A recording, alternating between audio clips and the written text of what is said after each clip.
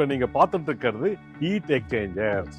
நார்மலா எல்லாருக்கும் தெரியும், வீடுகள்ல நம்ம இம்மர்சன் ஹீட்டர் போட்டு வாட்டரை ஹீட் பண்ணுவோம். அது ஹீட்டர். இது இண்டஸ்ட்ரியல் ஹீட் எக்ஸ்சேஞ்சர். இதனுடைய ப்ராசஸ் ஷெல் அண்ட் டியூப்னு இதை சொல்லுவோம். இது டியூப் வழியா நம்மளுடைய கேஸ் என்ன வேணுமோ மீடியா அது போகும்.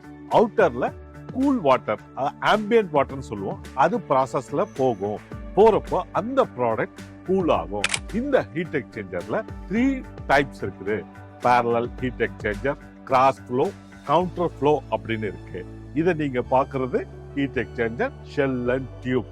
இது வழியா பாஸ் பண்ணி போறப்போ அந்த மீடியம், அதாவது கேஸ் நீங்க என்ன கொடுக்குறீங்களோ அது கூல் ஆகும். நமக்கு என்ன டெம்பரேச்சர் வேணுமோ அந்த டெம்பரேச்சர் நம்ம இந்த ஹீட் எக்ஸ்சேஞ்சர்ல அரைவ் பண்ண முடியும். இந்த ஹீட் எக்ஸ்சேஞ்சர் நாங்க சீட் இண்டஸ்ட்ரீஸ்க்காக பண்றோம்.